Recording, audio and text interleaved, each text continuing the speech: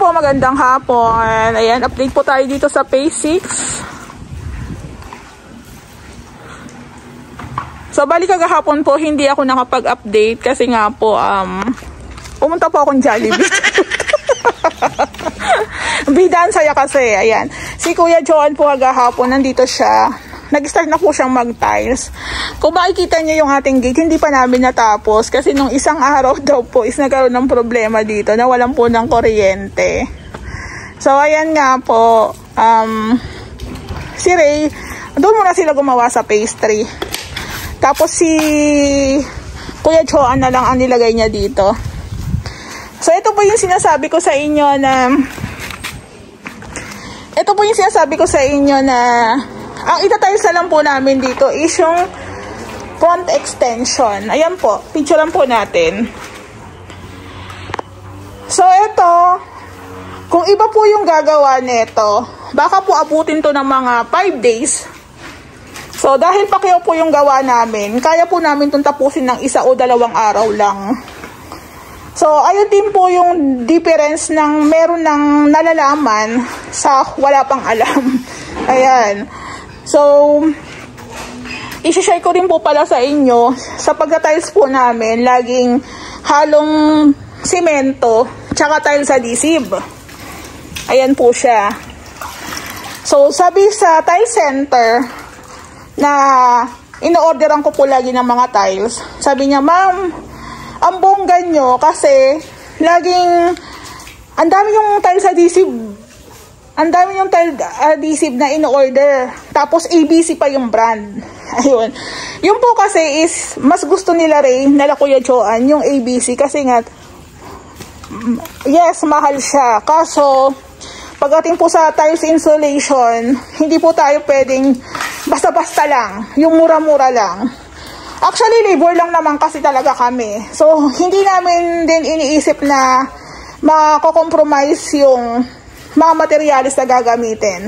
So, kahit mataas yung materials natin, yung labor naman namin ang mababa. Kaya po kung mapapansin nyo, halos sabay-sabay, nagkakasunod-sunod po yung gawa namin. So, pagdating po sa materials, hindi po namin tinitipid. Kasi nga po, labor lang kami. So, ayun daw po pala ang kagandahan na branded yung ginagamit mong adhesive at the same time, hindi mo tinitipid. So, napansin ko, halos natapos na ni Kuya Joan dito, yung mga seroho na lang. So, siguro ito munang side na ito ang lalagyan niya, then ililipat naman po yung ibang mga gamit. So, mga seroho na lang po. Dito naman sa part na to, ito na lang po. Ayan. Walang matapakan. Oo, ayan na lang. Wala na daw siyang matapakan, kaya hindi niya pa yan maituloy. Tapos dito po, sa pinaka, ito na po yung septic tank ni Lumina. Ayan. So, binutasan na ni Kuya Joan, nakabang na yan. So, yung level ng ating tiles is pa ganyan. Ayan. So, yung tubig doon, if ever may tubig na papasok doon, dito yan, aagos. Ayan. So, sa tiles naman po na ginagamit namin dito is 40 by 40 garage tiles. So, ito po is, tawag dito, magaspang. Magaspang po siya. Ayan, magaspang po siya. Picturean po natin para meron tayong pang... Hindi po makita yung turn out dyan, madam. Alam ko may binili siya. Meron siya dyan. Pinalkal namin, wala. Meron siya dyan. So, sana lang kung kompleto na yung, kasya na yung ating tiles. Alam ko may pasobra naman kami. So, pagdating naman po sa pag-order ng materials, i-consider nyo po na may susobra. May susobra kasi may pasobra po talaga. So, siguro kung may pasobra na 1, 2, 3, 5, 6, okay na po yun. Kasi in case na mabasag, meron silang gagamiting pampalit.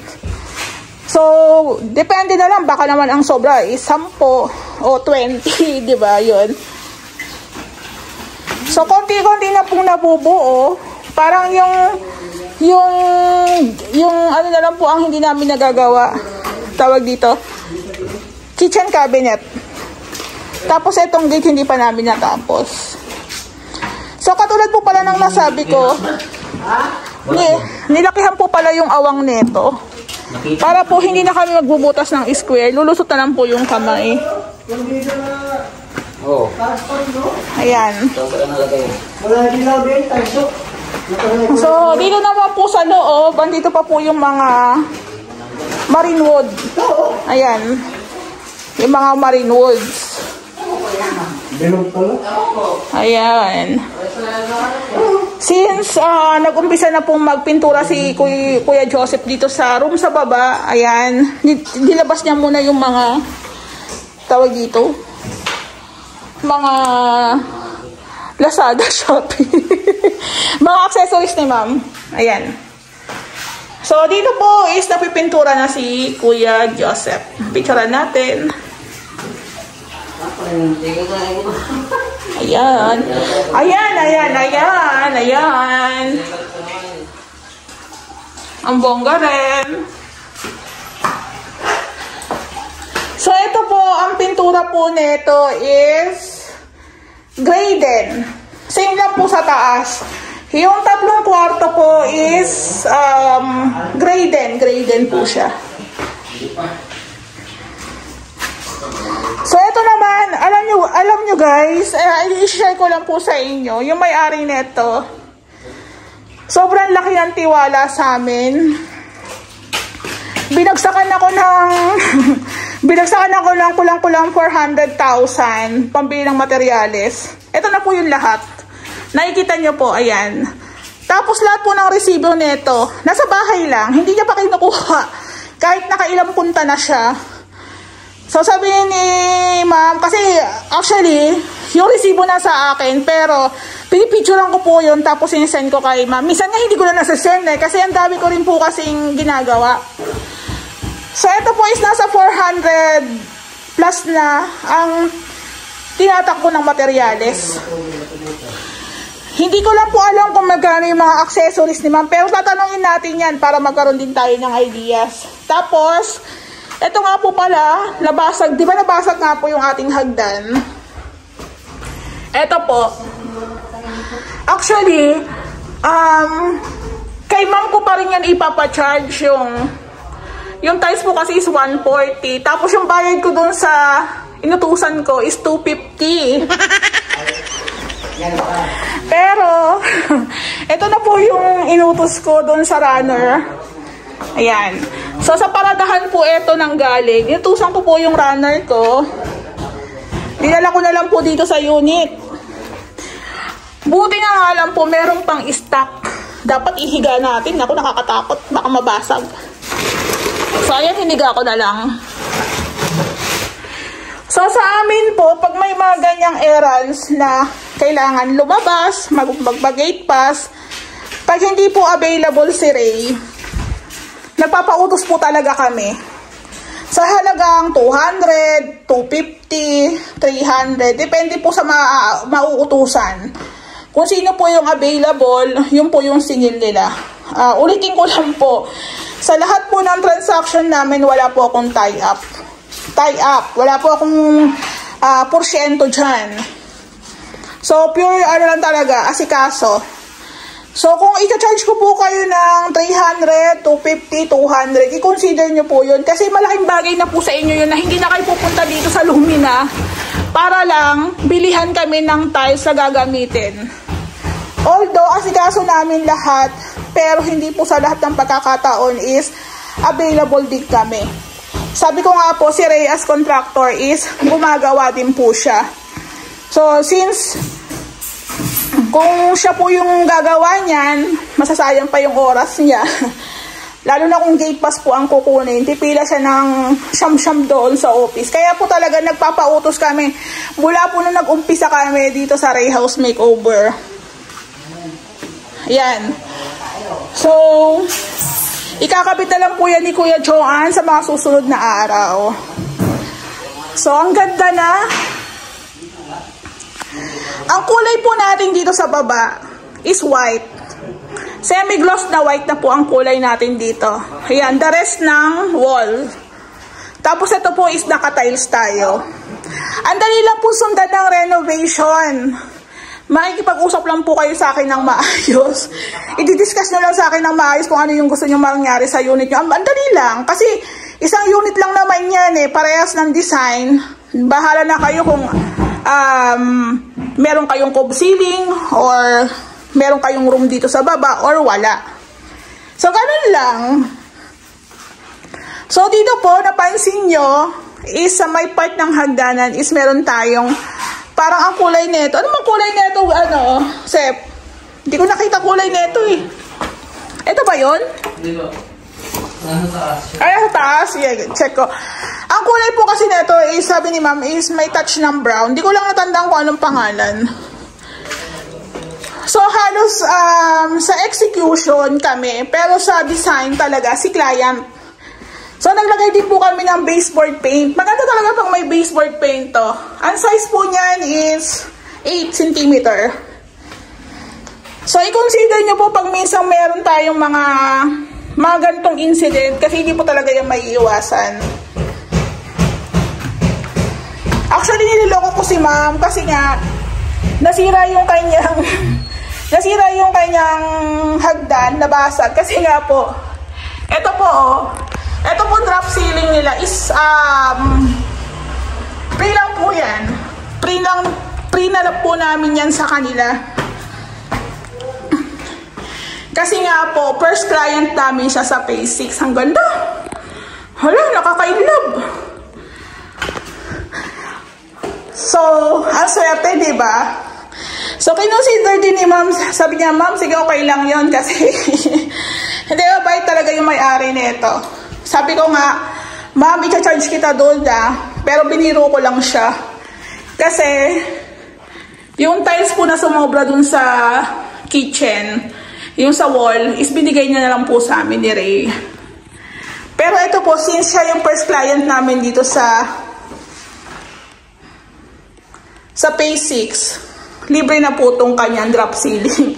Pero sa mga susunod po namin projects, may charge po ito. Diba? Pero depende naman po yan kung gusto nyo magpalagay. Pero ito nga po, nagbibigay din po talaga kami ng mga previous charot. Doon lalo na sa mga new client namin. Kinukonsider din po kasi namin yung isang buong paggawa. So, nakakatuwa lang kasi since naumpisahan namin yung hallway, marami na pong nagpapa-hallway. Ayan, ang cute din kasi. Kung mapapansin nyo, parang madilim siyang tingnan. Wala pa po kasing ilaw. Wala pa po kasi siyang pa-ilaws. Ayan, wala pa. Pero pag ayan is tinamaan ng ilaw, ang ganda niyan. Diba?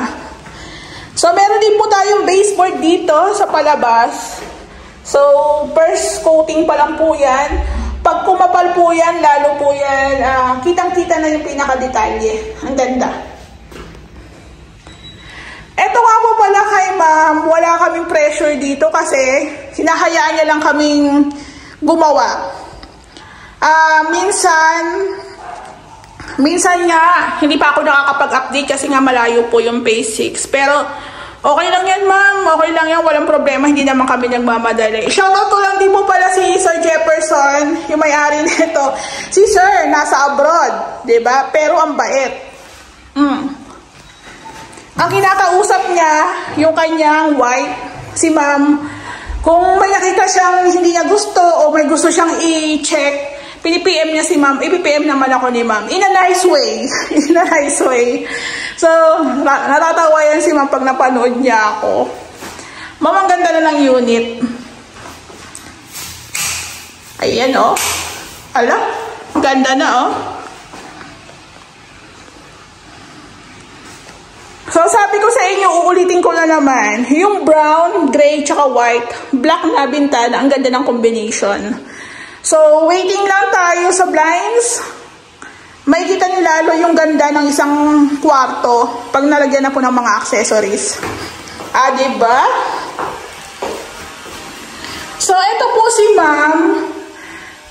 Actually, hindi na magugulat si ma'am kung sa small materials is magbabayad siya sa akin ng malaki. Hindi naman sa malaki, ma'am, kasi katulad po etong mga switch, mga outlet, hindi na po yan sagot ni ma'am. Kasi nga po, hindi naman niya alam kung outlet ang ilalagay doon. Kung 1 gang, 2 gang, 3 gang ang gagamitin. So, hinahayaan niya po kami doon sa mga small materials. Again, yung mga small materials po is wala po kaming resibo dyan. Pero kung bibilihin niyo siya sa hardware, mas doble po ang presyo. Kaya kung ako sa inyo, pabor na pabor po yun sa inyo pag kayo nagpagawa sa amin. Ayan, dito naman tayo sa second room. Ayan. Ay, hindi ko pala napansin yung pinto. Yung pinto po pala last time, nagkaroon ng mark kasi nga po, nabasa. So sabi ko sa inyo, i-retouch lang yan. Parang unang mano pa lang to eh. First coating pa lang.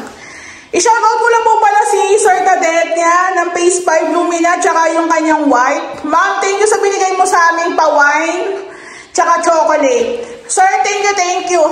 Thank you, thank you.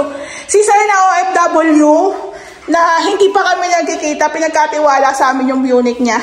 Tapos ayun niya, sabi niya, thank you ma'am kasi ikaw lang lahat ang nagtrabaho sa unit ko. Ikaw lahat yung nag-asikaso, yet ang ganda pong ng itsura. So yung pinto mo natin dito, okay na. Napinturahan na, di ba ang ganda?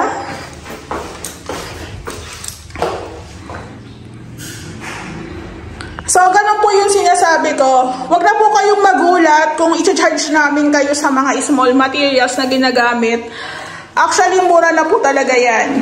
Hindi na rin po maapektuhan yung gawa kasi yung mga materials is kinukuha lang namin sa bahay. Hindi na kami lalabas pa ng palengke para lang bumili ng mga small materials. So, pabor na pabor po talaga yan kay client.